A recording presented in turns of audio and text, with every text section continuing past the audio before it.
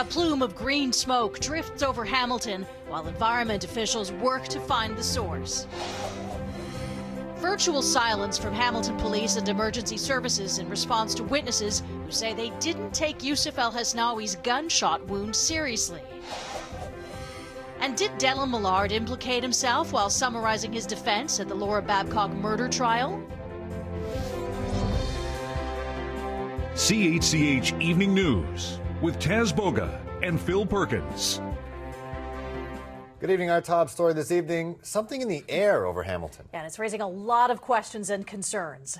This video was taken by someone in a car that was traveling over the Burlington Skyway. You can see a very large cloud of greenish-yellow smoke over the industrial area of Hamilton's East End. Now, several people captured photos of the same plume, some from the QEW. Others were much closer to the area. And while this strange-colored smoke seems to have cleared, the investigation is underway. Britt Dixon is live on Burlington Street in the Strathern Avenue area with more. Britt? Well, hi there. That's right. An investigation is underway. The Ministry of Labor and the Ministry of the Environment and Climate Change are both investigating the incident that happened this afternoon. 5 people were treated by paramedics and sent to hospital after a chemical leak here at Rutgers. It happened around 3 o'clock this afternoon. They're a coal tar manufacturer, and workers were doing some repairs to a unit when the leak happened. Now, it resulted in the release of this huge yellow-green cloud into the sky, parts of the QEW and along Burlington Street here in Hamilton. It lasted for about 10 minutes before that leak was controlled and closed off. Now, I'm told that the 5 people who were exposed suffered some throat irritation. They had to be decontaminated and treated before they were able to be treated by paramedics and then taken to hospital. Now, other employees here had to shelter in place. They had to make sure that they were inside so that they weren't exposed to this cloud. And Rutgers says that they had to put their emergency plan into place and let people know, some of their neighbors here who are downwind of it, what was going on so that they weren't exposed to it. I spoke to the technical director of the plant here this afternoon. He said that that cloud is a vapor that comes off of a liquid coal tar pitch. Here's how he explained it. When it gets exposed to air, it'll generate a vapor that gets in the form of a cloud, a yellow-green cloud that will leave, and it cools down fast and will become solid at some point in very fine particulates and eventually fall to the ground. Is it dangerous to inhale? If you're exposed to it for any length of time, it can be, but the exposure to our workers here, our employees and contractors, was minimal. They get out of the area very fast. How many people were impacted by it? There were 5 people that I know of now that were impacted to a minor extent. They were treated quickly by EMS that came to the site. They needed some fresh air, and once they got some fresh air, they were fine. I spoke to 2 of them myself, and they were okay after they had some fresh air and got out of the exposure, which was very, very short-lived and minor. Now, coal tar is a thick, dark liquid. It has a number of medical uses, like in dandruff shampoo, or a number of industrial uses, like in steel making. Now, I talked to Environment Hamilton this afternoon. They said that this is the same material that's found at the bottom of Randall Reef. It's very concerning to them, and they're concerned about the day-to-day operations here, let alone what was actually in that cloud. Here's what they had to say. So we've been after the Ministry of Environment and Climate Change because Rutgers emits benzene and benzoate into the local airshed, and there have been some issues with delays in them securing what the ministry calls a site-specific standard. So they finally got that, and we're expecting them any day now to start to meet with community to talk about the actions they're taking to deal with the day-to-day issues. But to see this coming out of that facility, I'm really concerned about what was in that release. Now, I'm told that the weather conditions today actually helped this situation. You can see that it's quite windy, and that wind helped the cloud dissipate quicker. The investigation is underway by the Ministry of Labor and the Ministry of the Environment and Climate Change, and cleanup is underway here. I'll send it back to you on the desk. All right, Britt Dixon keeping us live and up to date. Now, in an exclusive interview with CHCH, we spoke to the man who helped Yosif El-Hasnawi's brother speak to 911 operators on the night of the murder. While initial reports suggested the call came in as a pellet shot, in this interview, it was revealed that the call was in fact for a gunshot victim. Nicole Martin is live tonight with those developments. Taz, there are a number of new troubling revelations today. Knowing that it was a shooting call, a gunshot victim on the ground, it raises more questions about the response of both paramedics and police, which is why the Special Investigations Unit is telling CHCH tonight that they are pursuing preliminary inquiries to determine if they should investigate. The man you're about to hear from in the story describes the lack of urgency by all first responders. A young man came running in the front door. I was at the cash register hollering that his big brother had been shot. Steve Ryan is the man you see next to Yosif's brother. On Saturday night, he was handed the phone to speak with the 911 dispatcher. Both the young man and myself spoke with 911, relaying that there was a gunshot victim around the corner. Yosif was found on the sidewalk behind me over on Sanford, but this security camera here at the convenience store on Main Street East would have captured the moment Yosif was shot and killed. But unfortunately, according to the store, someone came by and knocked it down earlier in the day. It also means the emergency response was not recorded when officers and paramedics first arrived. As sad as it sounds, it didn't seem that important. You know, they were looking at him like he was embellishing or just faking. One man says a police officer on scene assumed Yosif was suffering from a pellet wound and was fine. And when he wasn't, he was still laying on the ground, holding his stomach, kind of rolling around in pain is what it looked like. He then turned to the kids and said, does the kid always act like this? The officer was trying to tell his dad to go to your son and tell him he's fine. And then he can get up and then get inside the ambulance. He doesn't need any help. Multiple witnesses have said it took more than 30 minutes before Yosif was put in the ambulance. And we're learning for the first time that instead of using a stretcher, the responders had Yosif walk. They got him to stand up. It was ridiculous. He was laying on the ground the entire time. They got him to stand up and walked him into the ambulance. Leaving some people wondering if next time they should take matters into their own hands. I have a car. I would have thrown him in the goddamn car and drove him to the hospital. He would have got there way, way quicker. After dozens of interviews alleging not only EMS but police misconduct, we requested an interview with Hamilton Police Chief Eric Gert. That request was denied. Instead of answering our questions, they sent out a statement. In the event that any police misconduct is identified during the investigation, the Hamilton Police Service will take the appropriate steps to have the matter reviewed. But in light of these witness accounts from bystanders, the Special Investigations Unit is trying to determine whether they should investigate. The homicide detectives are still searching for Dale King, who they say murdered Yosif. An arrest warrant was issued yesterday, and King is facing a charge of second-degree murder. Police believe he is still in the Hamilton area, and they're asking King to turn himself in. Meanwhile, Hamilton police say no formal complaints have been made against their officers, and they add that if you were a witness and you have concerns about police misconduct, you're asked to make a formal complaint with the Office of the Independent Police Review Director. We will have a link to their information on our website, chch.com. Taz? All right, Nicole Martin reporting live in studio. Thank you. Both Hamilton Paramedic Services and the Ministry of Health and Long-Term Care have launched an investigation into the questions being raised about the response and treatment of Yosif Al-Hasnawi. The province's health minister responding today. Obviously, concerns that have been expressed in the public domain with regards to actions taken on the scene.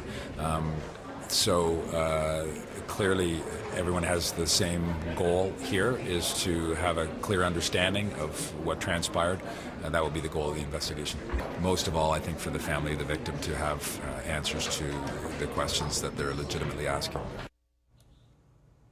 Hamilton Mayor Fred Eisenberger also released a statement today mentioning the Hamilton Paramedic Services investigation, but mainly focusing on the death of Yosif Al-Hasnawi. Eisenberger writing, quote, "I wish to extend heartfelt condolences to his family and the community on the tragic loss of this young man. Yosif represented the very best in our community."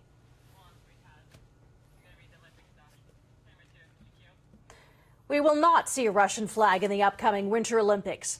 The International Olympic Committee has banned Russia from the upcoming Games, citing orchestrating doping at the Sochi Olympics.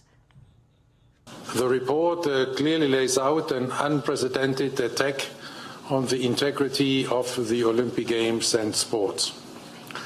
The report includes in particular the manipulation of the anti-doping laboratory at the Olympic Winter Games Sochi 2014. However, the committee also ruled that some Russians will be invited to compete as neutrals without their national flag or anthem. Russia could refuse that offer and boycott the Games entirely. Russian President Vladimir Putin has previously said it would be humiliating for his country to compete without national symbols. He's expected to speak publicly about the ruling tomorrow. The IOC also suspended the Russian Olympic Committee and also banned Russian Deputy Prime Minister Vitaly Mutko from the Olympics for life for his role in the country's doping program.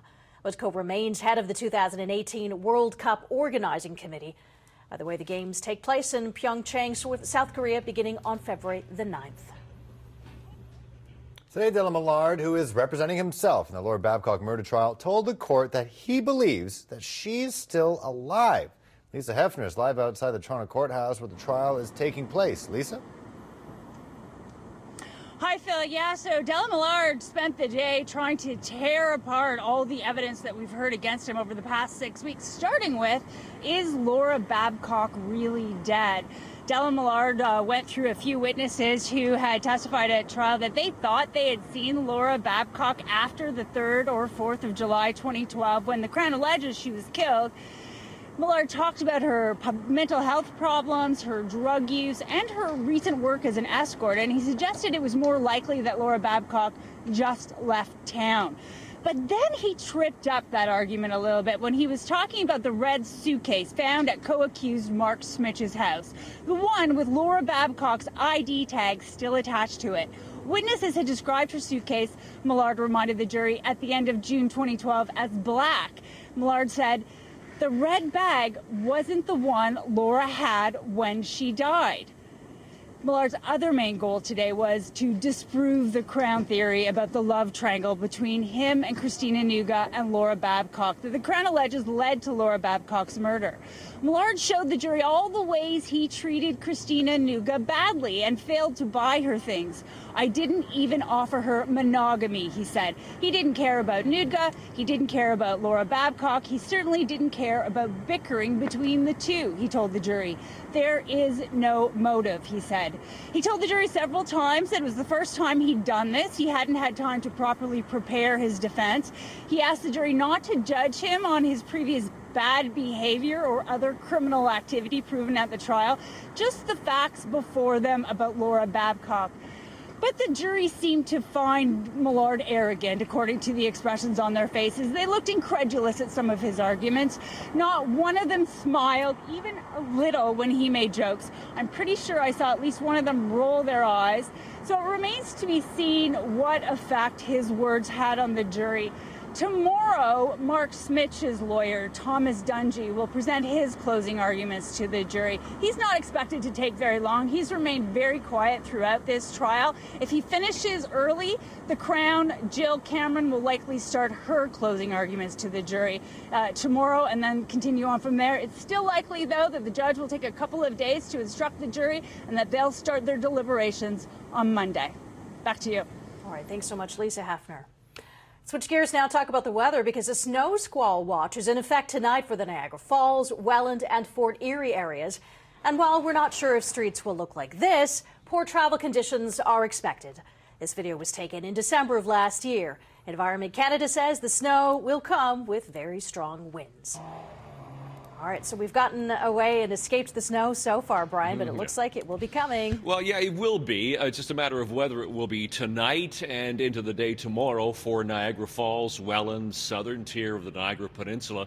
And that's because of a snow squall that's going to develop off of Lake Erie. Now, Buffalo usually gets hit, but this direction of this snow squall we're going to have to keep our eye on, because this could drop about 15 centimeters of snow in the Niagara region. So that will happen during the day tomorrow, possibly. Let's check what we're looking at for the next 4 hours. Not an awful lot, really. We're looking at a little bit of clearing throughout the evening hours, so the skies will clear, but the winds are still really strong, and they'll continue to be strong tonight and really pick up once again during the day tomorrow, possibly gusting to about 80 kilometers an hour in the Niagara area with that snow squall that's possible. And we'll talk about it in detail coming up in a few minutes. Right now, back inside. Thank you very much, Brian. College students had a pretty big decision to make, as today was the final day to withdraw from their programs and receive a full refund, depending on what college they go to. 500,000 students were kept out of class during the 5-week-long faculty strike.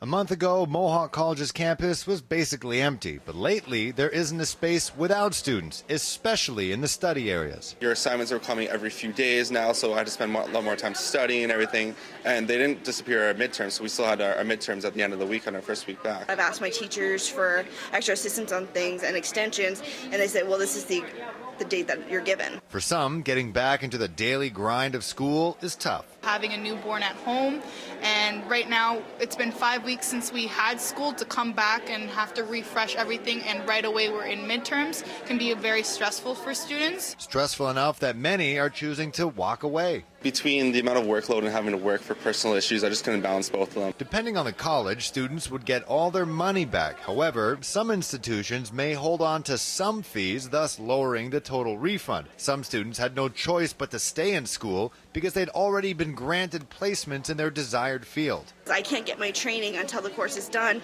and right after the course is done, my co-op's already started and it's too late. For those staying in school, students could apply for a $500 bursary to help pay off any unexpected costs during the strike. But even that is a source of stress. There's all these conditions, you have to show proof. What more proof is there that we lost 5 weeks? And we're willing to come back, but who's paying the gas? Who's paying the time, that this extra extension through the holidays where we're supposed to be with family? Speaking of the holidays, classes will continue up until December 22nd. They'll have the next couple of days off, return back January 2nd, and classes will go into the 5th. Final exams will go from January 8th to 12th, with the winter semester starting 5 days later. Police say former Hamilton Wentworth District School Board Superintendent Patrick Rocco is facing a number of fraud charges. They say they received information from the board back in 2016 that led to an investigation into credit card transactions during Rocco's employment. 57-year-old from Fonthill is also charged with making a forged document and using a forged document. It's also alleged that Rocco, with the help of another school board employee identified as Patrick Elliott, falsified documents that were submitted to the United States Department of State relating to citizenship for personal gain. 46-year-old Elliott is also facing charges. Well, with complaints about shoddy bus service in Hamilton, the HSR issued a public apology today. But for many commuters, that sorry just not going to cut it. Adam Atkinson has the details. 41 Mohawk to gauge at Industrial via Kenilworth. Catching a bus is something Kathleen Dugan tries to do every morning, but not today. Her bus never showed. She took to Twitter to express her displeasure. I've been really let down by the HSR recently. I take them every day to work into Burlington. I've had at least on once a week a no-show bus. She planned on spending $3 for bus fare, but instead had to shell out 10 times that for a cab. So then I'm rushing to call a cab, spending an extra $30 to get to work on time. Because if I'm late for work, I get punished for work and I can't lose my job. Many riders we spoke to have similar complaints. There hasn't been a time where the 41 hasn't come like 20 minutes late, and I have to message my manager saying, hey, I can't open for you, like my bus is way too late, and it gets me in trouble. It's really dodgy, and it's late all the time, and I'm kind of always late for work because of it. The HSR Director of Transit has heard the issues and says she's sorry. It was important that our customers understand that we truly appreciate their patience that they have shown over the last couple of months as we've taken the various initiatives to restore service. The week of October 22nd, the HSR canceled 780 hours of bus service because drivers called in sick. That number dropped to 300 hours of service last week. The HSR has 518 bus drivers, and every week, roughly 30 of them are working up to 68 hours. We are currently hiring operators. We've got 6 new people starting tomorrow on their own, and another class started last week. Kathleen Dugan and the other upset riders I spoke to say they'll only accept HSR's apology if they start to improve the service. Now, 6 new drivers are on the road as of tomorrow, and I'm told 6 more will be ready to drive on January 7th. Back to you. All right, thanks, Adam. Prime Minister Justin Trudeau met with President Xi Jinping in Beijing today as he wraps up the first leg of his trip to China. The two attended a bilateral meeting as talks continue to formally kickstart free trade negotiations between the two countries. Trudeau spoke before meeting the Chinese president and acknowledged that negotiations may take years.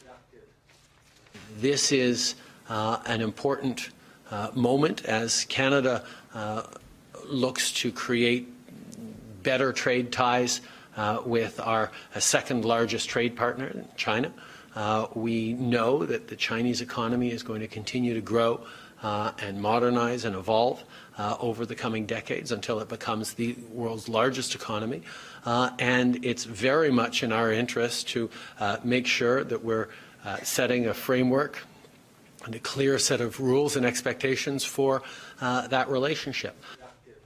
Canada is weighing its options after the United States threatened to pull out of the North American Free Trade Agreement and exited the Trans-Pacific Partnership. Those are both trade pacts that Canada belongs to. Up next, changes for auto insurance in Ontario as the province targets fraud. But first, the federal campaign to alert drivers before marijuana is legal.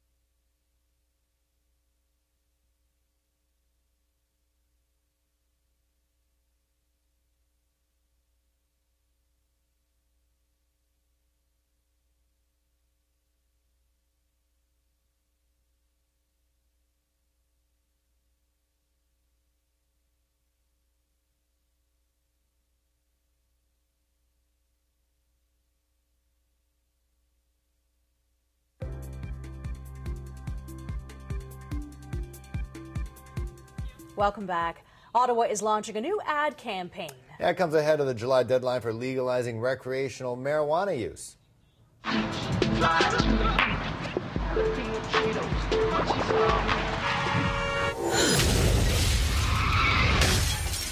Your life can change in an instant. Don't drive high. A message from the Government of Canada. The ads show a group of young people laughing and talking after smoking drugs, most likely weed, who get into a devastating crash. Studies suggest half of Canadians in the 16 to 24 age group think driving under the influence of cannabis is more socially acceptable than driving drunk. Public Safety Minister Ralph Goodale says the ads will highlight the dangers of driving while under the influence of marijuana. Don't drive high. The findings of another study add to this disturbing picture. Just over a quarter of Canadian young adults between the ages of 18 and 24 believe that a driver is either the same or better on the road while under the influence of cannabis. The campaign is in partnership with MAD Canada, Young Drivers of Canada, and the CAA, and the Canadian Association of Chiefs of Police. That's still out on the road with the province announcing changes to the auto insurance agency. Actually, just the industry. The Liberals are tackling fraud, which is estimated to be as high as $1.6 billion a year. The changes include developing standard treatment plans for common crash injuries like whiplash, creating independent examination centers to provide medical assessments for more serious injuries, and establishing a serious fraud office.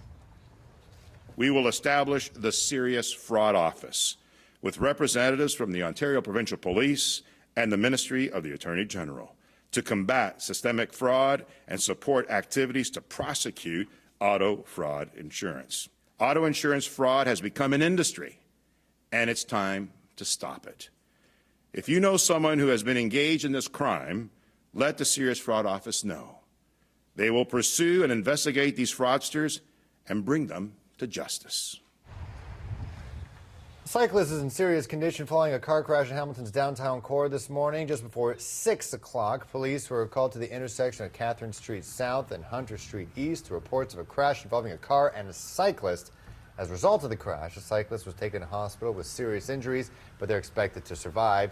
The area was closed down during the busy morning rush. Police continued to investigate how it happened.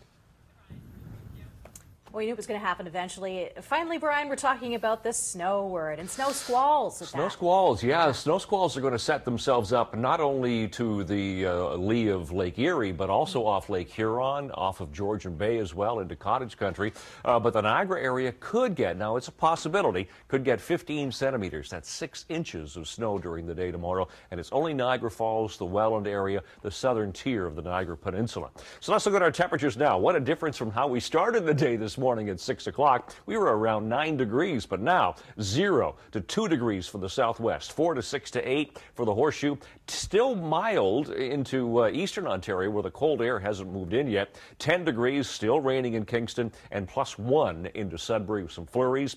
Next 24 hours, we're going to be watching just the southern tier of the Niagara area here. There's where we could get some snow squalls during the day tomorrow, right there, and into the late afternoon. Now, the winds are also going to gust to about 80 kilometers an hour there, so you've got to be very careful driving in the Niagara area tomorrow. So the cold front goes through. We get that flow of northerly air, colder air coming down, and that's going to keep our temperatures a lot chillier than it has been for the past number of days. We've gotten used to mild conditions, but I'm afraid they're pretty well gone. Tonight into the minus column, -1 for Niagara Falls with those squalls setting up lightly. Could get 2 to 5 centimeters tonight. Otherwise, temperatures -3, -4 degrees with some flurries around. The winds will stay strong as well.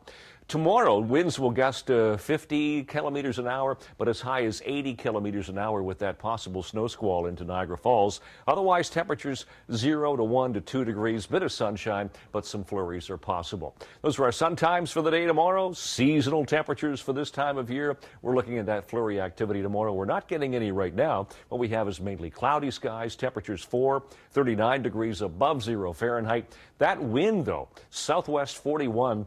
Gusting to 66 at the moment, still strong, and will stay fairly strong throughout the overnight hours. And that wind makes it feel like about -2. We'll look at the long-range forecast coming up later on. Kaz, Phil. Thank you, Brian. When we come back, we'll tell you about Spain's biggest cocaine bust in a century. And President Donald Trump takes steps to move the U.S. Embassy in Israel from Tel Aviv to the city of Jerusalem.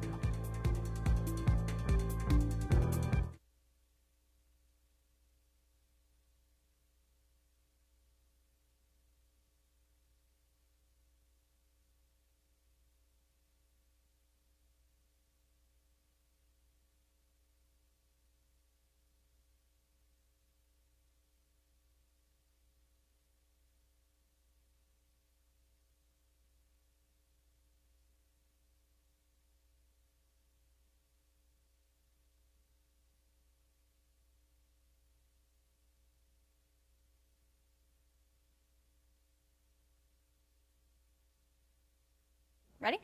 Okay. Well, Taz, more troubling revelations today, knowing that it was a shooting call, a gunshot victim on the ground. It raises more questions about the response of both paramedics and police, which is why the Special Investigations Unit is telling CHCH tonight that they are pursuing preliminary inquiries to determine if they should investigate. The man you were about to hear from in the story describes the lack of urgency by all first responders.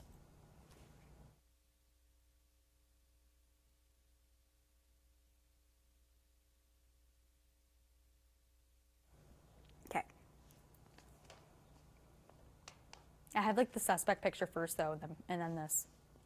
Okay. Okay, just read it then. Okay. Spence, can you just get the last part out then? Meanwhile, Hamilton police say no formal complaints. It says, meanwhile, Hamilton police say no formal complaints have been made against their... You got it all? Okay, great, perfect.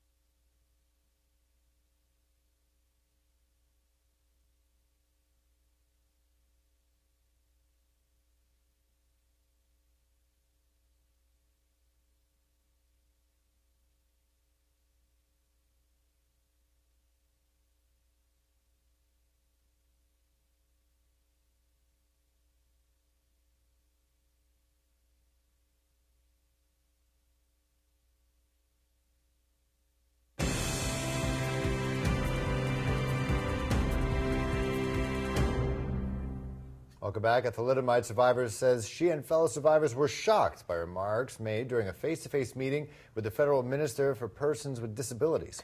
Fiona Sampson says Kent Hare not only failed to step up as a champion for the disabled, he degraded the group during their meeting. In response to members of the group reading really heartfelt testimonials, Minister Hare, apropos of nothing, commented, well, you don't have it as bad today as adults as you did when you were kids. The discrimination isn't anything compared to what it was when you were kids. Then he went on to say, well, you don't have it so bad. Everyone in Canada has a sob story. Lots of people have it bad in Canada. Disabled people, poor people, not just you. So this is missing the point that had already been repeatedly made from Minister Hare, that thalidomiders are in the unique situation in that our disability and our experience of disadvantage and discrimination is a direct result of the government's negligence. On July 3rd, Sampson says Hare apologized this fall, but only after a letter was sent to the Prime Minister's office. If I did not come across as sensitive as I should have, I immediately apologized, and I will work towards bettering myself to the extent possible. There are several specific accusations where you said, look, everyone has a sob story. You don't have it as bad as adults as you had as kids. And then the biggest claim they make is that you said you've only got about 10 years left, and that's good. Did you say any of that? No, I did not say you only have 10. Our government is working as hard as we can on behalf of people with disabilities. I did say that there are a great many people with disabilities in this country, and that we are working hard as a government to try and assist all of them. Minister Hare says it was not his intention to offend anyone, adding some of his comments were misconstrued. President Donald Trump called Palestinian President Mahmoud Abbas today to tell him he intends to move the U.S. Embassy in Israel from Tel Aviv to the contested city of Jerusalem. Now, Palestinians are vehemently opposed to the move because they want East Jerusalem to be the capital of their future state. A spokesman says Abbas has warned Trump of dangerous repercussions for Mideast peace efforts, as well as security and the stability of the region and the world.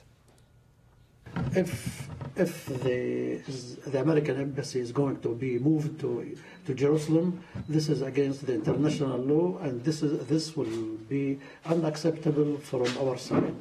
If this happens, it would complicate things. It would put an obstacle to the peace process. Maybe it will be the end of the peace process. UN Secretary General Antonio Guterres is joining a rapidly growing list of world leaders urging U.S. President Donald Trump not to move the U.S. Embassy. The announcement from Trump could come as early as tomorrow. Supporters of the Shiite Houthi movement rallied in the capital of Yemen.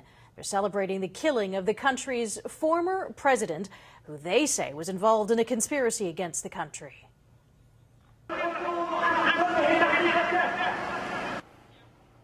Houthi leaders are also calling on the Saudi-led coalition to bring an end to the violence. Ali Abdullah Saleh was killed by Houthi fighters yesterday after he switched allegiances to the Saudi-led coalition rather than the Iran-allied Houthis. The United Nations says the situation could lead to millions of people dying in a famine caused by warring parties blocking food supplies. With 8 million people facing extreme food shortages and suspected cholera cases at over 970,000. Yemen stands on the brink of catastrophic famine. United States Secretary of State Rex Tillerson addressed the political instability in Yemen, pointing the finger squarely at Iran. Iran is carrying out a number of other destabilizing actions in the region, and we've seen this recently with ballistic missiles being fired from Yemen, which is our belief are sourced from Iran, their support for the Houthis, and the destabilizing effect that has in Yemen. Despite calls for a humanitarian ceasefire in Yemen, the UN says airstrikes have continued while ground fighting and shelling have been reduced. Sent to Spain now, where a shipment of bananas also turned out to be a huge shipment of cocaine. More than $266 million worth of the drug was found in the packages.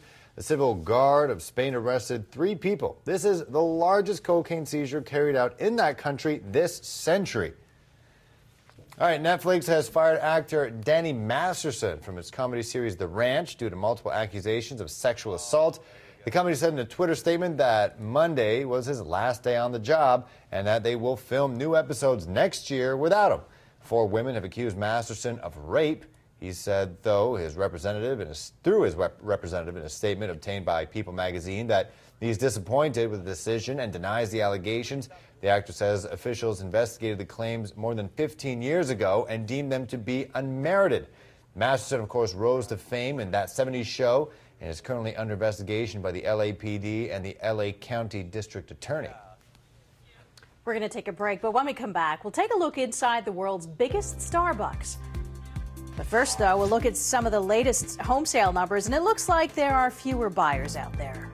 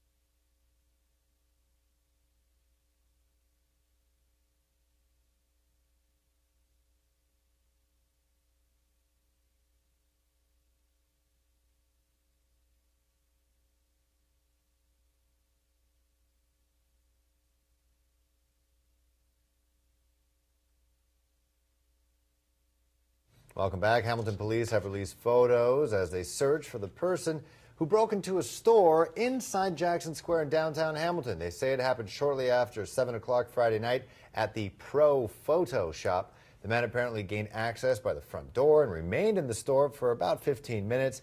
He then left with stolen merchandise and cash. The average sale price for a home in Hamilton, Burlington area was $540,000, $693 last month. And while that price is higher than the average price in November last year, the number of sales have dropped more than 16%. The same trend is seen in condo sales, with the average price gaining, sitting around $404,000. But overall condo sales are down more than 20%.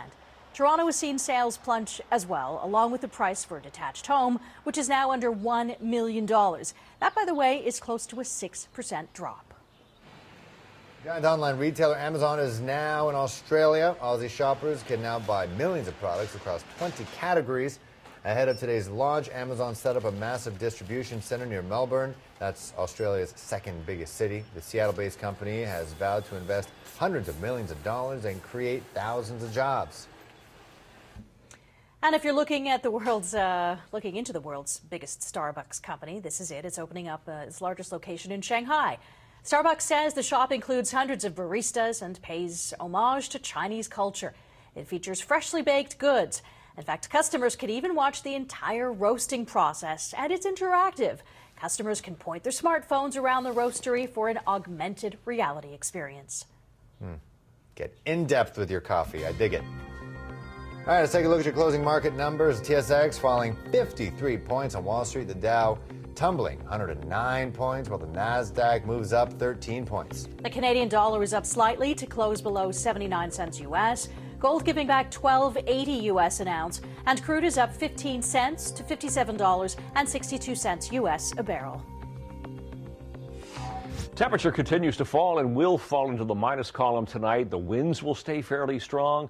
Tomorrow, some flurries, but look out in the Niagara area, particularly Niagara Falls, Welland, South Shore, a south area of the Niagara Peninsula. Could get some snow squalls tomorrow. We'll talk about that coming up after sports.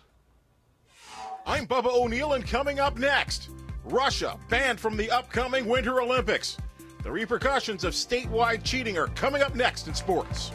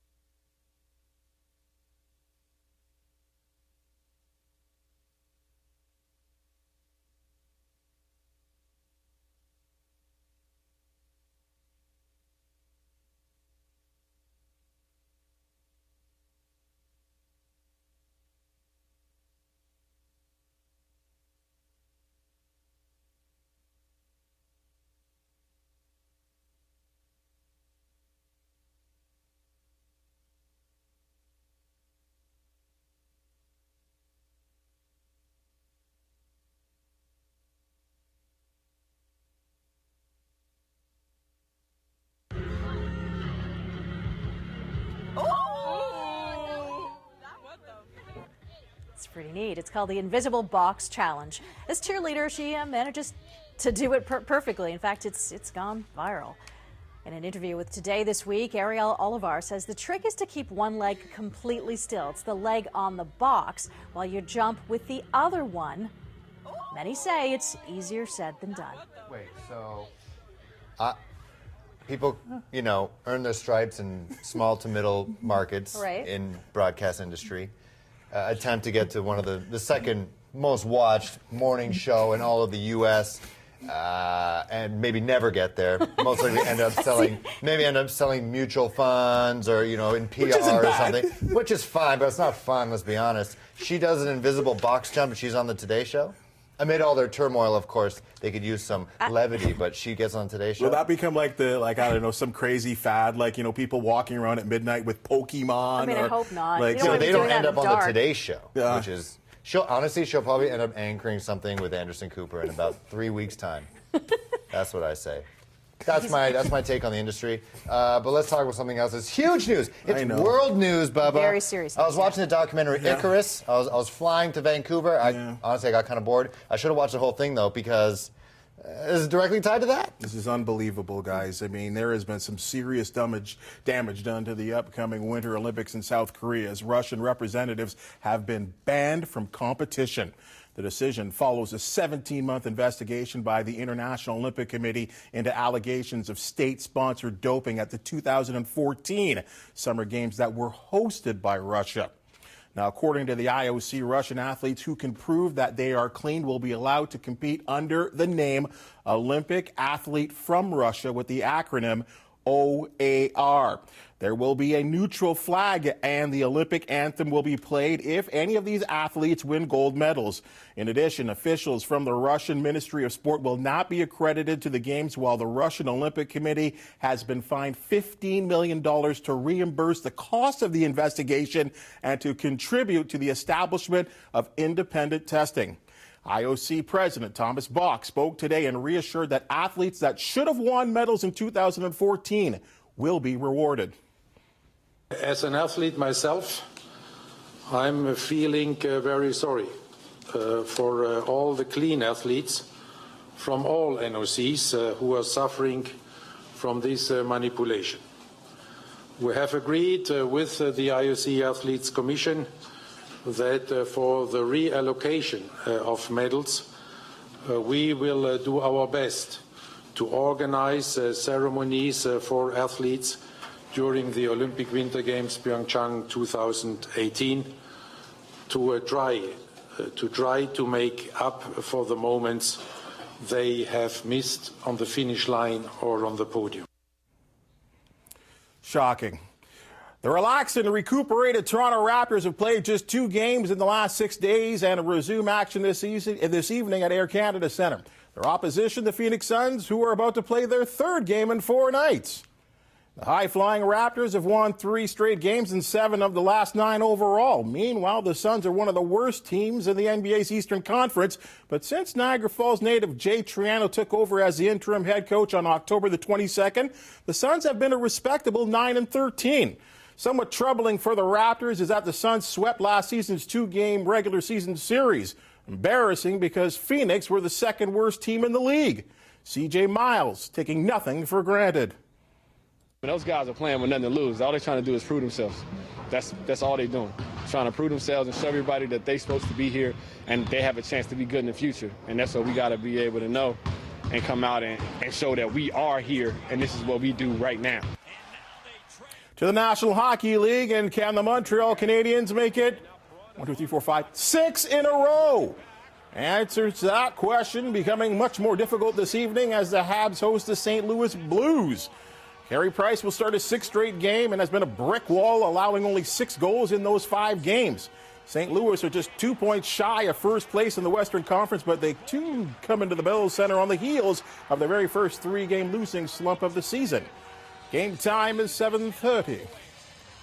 On last night's evening news at 6, I said that a Monday night meeting between the Cincinnati Bengals and Pittsburgh Steelers would be no ordinary game, as these two teams have a deep disdain for each other that dates back for many years. The Steelers won the contest 23-20, but what went on the field can only be described as mean-spirited and brutal. I'll start with this. The NFL has suspended Pittsburgh Steelers wide receiver Juju Smith-Schuster 1 game for a ruthless blindside block on Bengals linebacker Vontaze Burfict, who was in a defenseless posture. Burfict needed to be placed on a backboard and was carted to the locker room with a head injury. Officials flagged Smith-Schuster for an illegal block and personal foul for taunting Burfict by standing over him after the hit.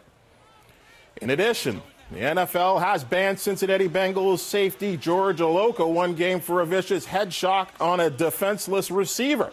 Oloka clearly leading with the crown of his helmet to the head of Steelers All-Pro receiver Antonio Brown as he caught that game-tying touchdown in the 4th quarter. Like Smith-Schuster, Oloka is appealing his suspension. And seriously, folks, if the NFL is serious about what they say about player safety, headshots, and concussions, the players and those who punish certainly have to do better than this. In a statement, Steelers GM Kevin Colbert said that Ryan Shazier, who went off with a back injury, needs and will continue to improve. He will actually need surgery and will continue to improve. Shazier reportedly suffered a spinal contusion on that game, and it is certainly good news considering how bad the shot on the field looked. And meaning Shazier had reportedly regained some movement in his legs because when he was carted off the field, he had no movement in his legs. 1 day after the firing of Ben McAdoo, the New York Giants plan to start veteran Eli Manning at quarterback on Sunday when they host the Dallas Cowboys. According to various NFL insiders, the decision came after the Giants coaches and staffers had a final game planning discussion. Manning returns under center for the 2-10 Giants after he had a streak of 210 consecutive starts snapped last week in favor of Geno Smith against the Raiders. Manning has completed 62.5% of his passes and has thrown 14 touchdowns against 7 interceptions. In other news that you do need to know, Cincinnati Reds first baseman Joey Votto has won the Tip O'Neill Award as Canada's best baseball player for the 7th time in the last 8 years. Former heavyweight champion Vitaly Klitschko and Mexican legend Erik Morales headlined the class of 2018 who have been elected to the Boxing Hall of Fame. And for the 3rd consecutive year, the New York Rangers have been listed by Forbes magazine as the most valuable franchise in the National Hockey League. The Rangers are listed at being worth a cool $1.5 billion, and it is not the Leafs that everyone expected. It is the Leafs being second, but the Rangers are number 1. A close second. Yes. All right, we're going to take a break. We're back with weather after this.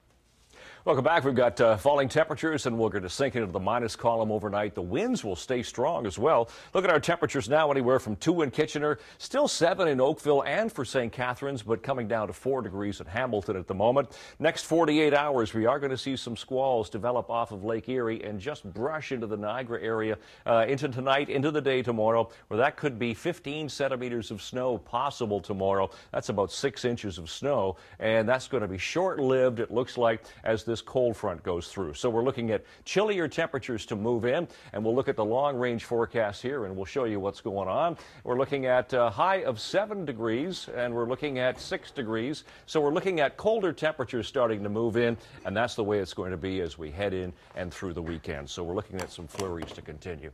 That's a look at the forecast. Only 12 degrees on Saturday? No, it's not. Yeah, well, that's okay. Technical stuff, we'll work on that. It's going to be chillier. Yeah, okay. All right. We'll work on that. Well, that is this edition of the Evening News. We're back at 11. Good night. Good night. Night.